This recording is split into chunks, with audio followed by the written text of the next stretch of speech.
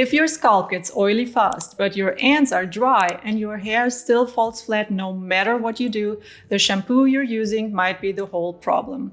I went through a lot of them before I found the ones that actually work for thin, oily hair. So this video is all the wash basics, the shampoos, conditioner, and mask that I started using this year and that really helped my hair. Quick catch up if you're new here, this is part 2 of my hair series. After years of thin, damaged, oily at the root hair, this year it finally started looking healthy again. Shinier, a bit more volume, better than it looked in a long time. Part 1 is the whole story of how that happened and it's linked below with the other parts. You can watch them in any order. Okay, let's get into it, starting with the shampoos. I actually like to alternate between 2 shampoos and they do pretty different jobs for my hair. Number 1 is Nizoral Anti-Dandruff shampoo with 1% Ketoconazole. I've been using this one since January 2026 and it really felt like a revelation the first time I started using it.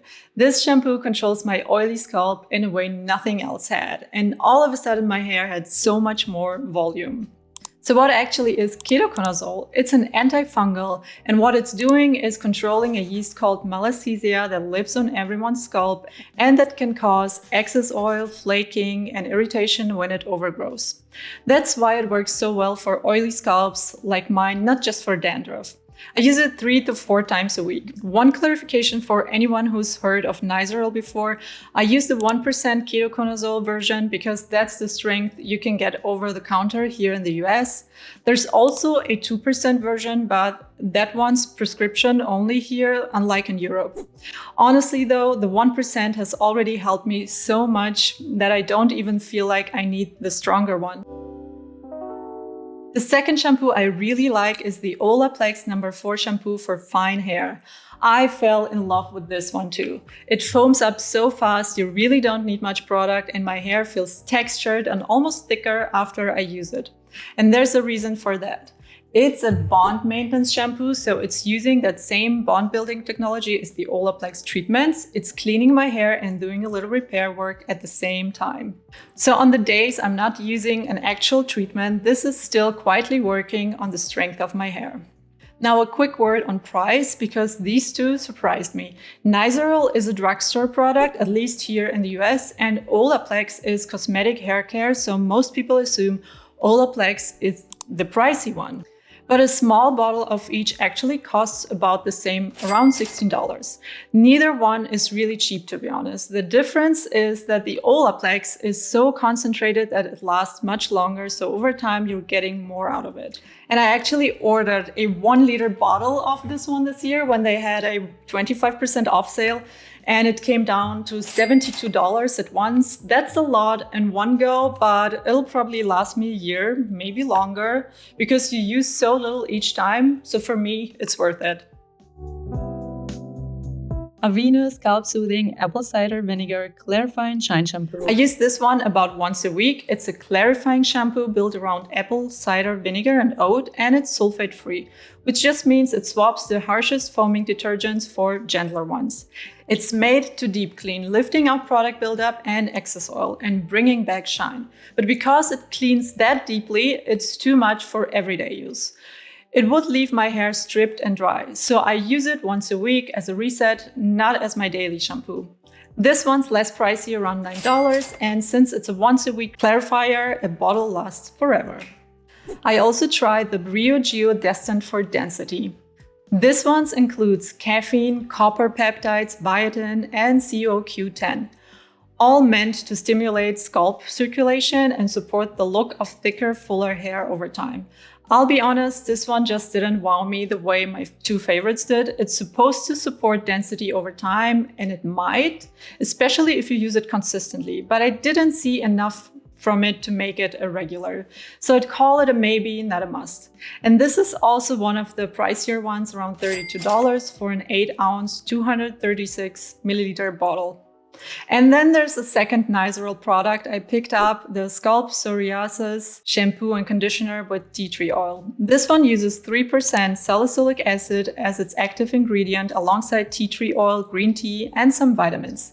It's built to control redness and flaking and to relieve itching and scalp irritation. So it's really a different tool for a different job than the Ketoconazole shampoo.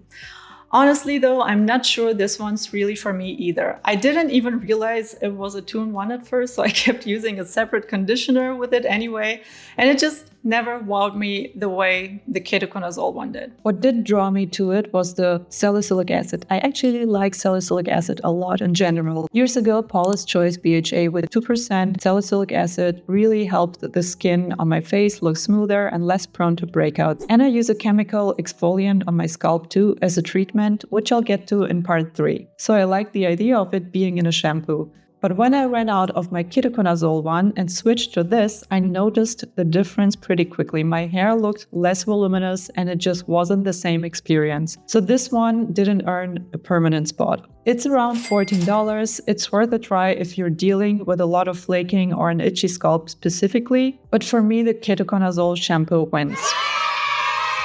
So all in all, I circulate between 3 to 4 shampoos in any given week. And I would love to decant all of them into those cute matching refill bottles that make your bathroom shelf look elevated and put together. The problem is with this many products in rotation, I'd need a small collection of those bottles just to keep up. So for now, my shower shelf stays refreshingly unaesthetic.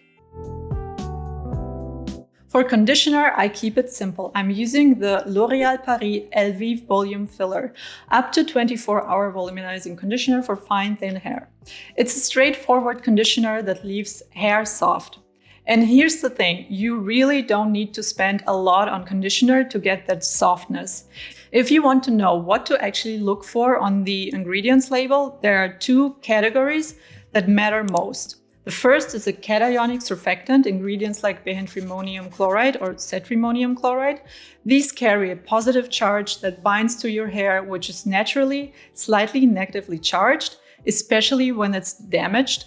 That's the mechanism behind detangling and reduced breakage. The second is a fatty alcohol, things like cetyl alcohol or stearyl alcohol, which add that soft, smooth slip you feel in the shower.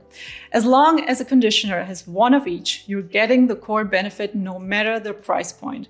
And when I checked the label on this Elvive conditioner, it has both, and actually more than that. The fatty alcohol is cetyl alcohol right near the top of the list, and it's got 3 of those cationic surfactants, bihydramonium methosulfate, bihydramonium chloride, and cetrimonium chloride. Any of them would do the job, so this one is stacked. It's also made without mineral oil, which I like for fine hair like mine because mineral oil can sit on the strands and weigh them down. And weighing down thin hair is the last thing we want. And this is the cheapest thing in my whole routine, around $5, which is the whole point. You do not need to spend a lot to get soft hair. Last one, and this is also a real favorite of mine, the Dove 10-in-1 Intensive Repair Serum Mask. It only takes 1 minute and it makes my hair unbelievably soft and it smells so good. This is my go-to when I want that instant salon feeling without setting aside 10 minutes for a mask. It's around $7 and it takes 1 minute. Probably the best value for effort in this whole video. So that's my current lineup. 2 favorites I go back and forth between the Nizoral Ketoconazole and the Olaplex No. 4 Fine Hair because I just love how my hair looks and feels after I use those. 1 clarifying shampoo for build-up once a week, and a couple I picked up out of curiosity that never became favorites. Then a simple conditioner that does its job, and a mask I reach for constantly. But this isn't the end. The real turning point for my hair wasn't the shampoo at all. It was the treatments I started layering on top. The bond builders, the leave-ins, the scalp serums. That's the next video. It's part 3 and the last of this little hair series. All the videos are linked below.